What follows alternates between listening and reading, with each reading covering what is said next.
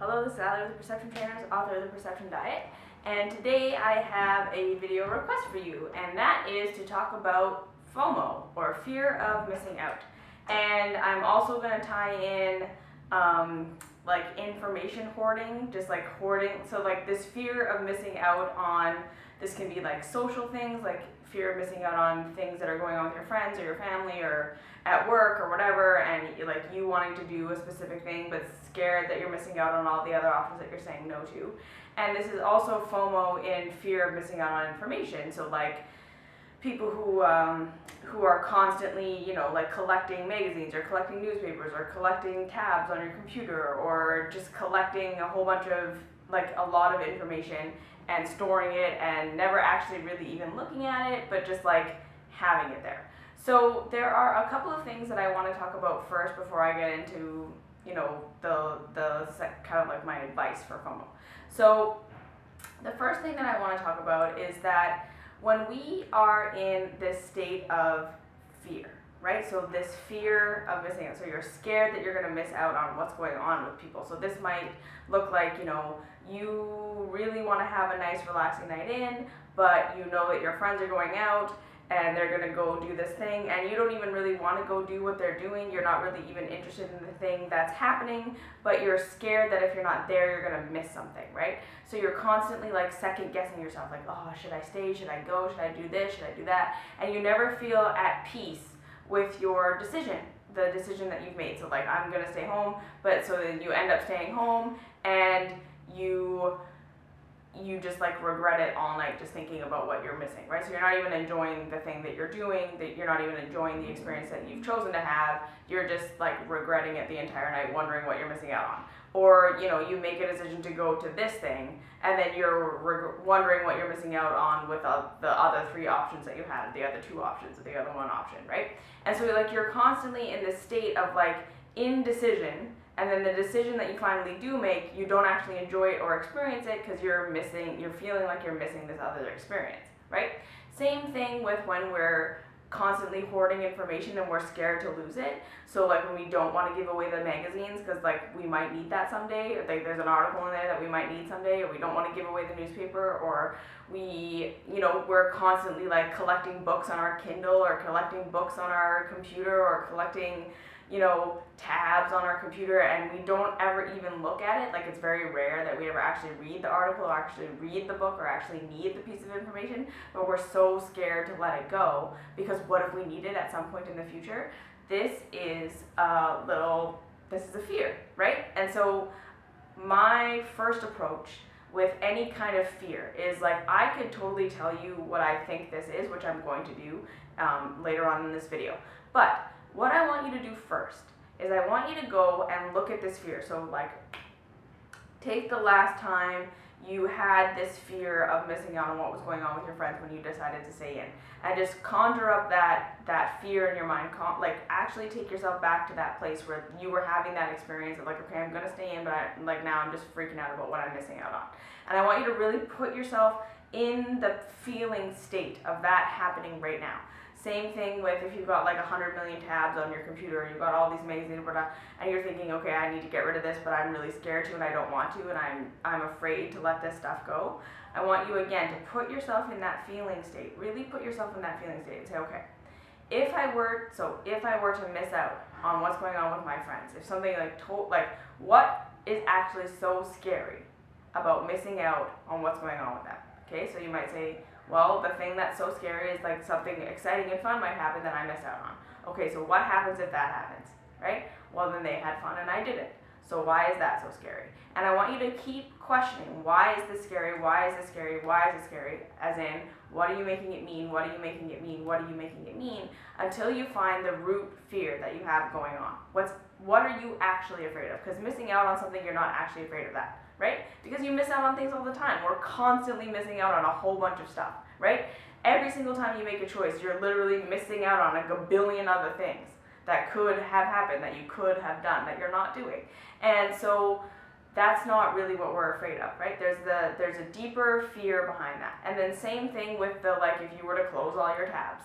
What is the fear that you're going to miss out on. So like I'm going to miss out on like finding my favorite recipe that could be my favorite recipe and now I'm never going to have it. Okay, so why is that scary, right? Well, because then, you know, I'm missing out on pleasure. So what happens if that happens, right? Go to the root of this, okay? Really follow yourself all the way through to the root of what it is.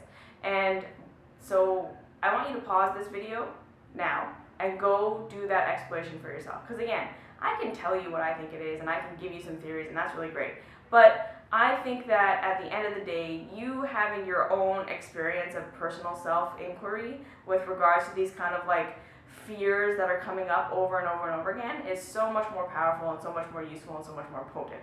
So go have your own experience. Go look at this. And again, I would even say there's a good chance that your psychology, your psyche, will hide from you what's really going on. And so doing this process a couple of times, like every single time the fear comes up, get yourself to do this process. Okay, what am I actually afraid of, right? Following the fear all the way through to the end. And like I say, like for the first couple of times, your brain might hide it from you and you might not actually get anywhere. You might not feel like you get anywhere. And that's okay, right? I want you to just keep trying, keep going, keep questioning, keep asking yourself, okay, why is this so scary? Why is this so scary? Why is this so scary? What am I so afraid of? And take this process and do it a couple of times, okay? And let yourself actually have an experience of what you're really going on.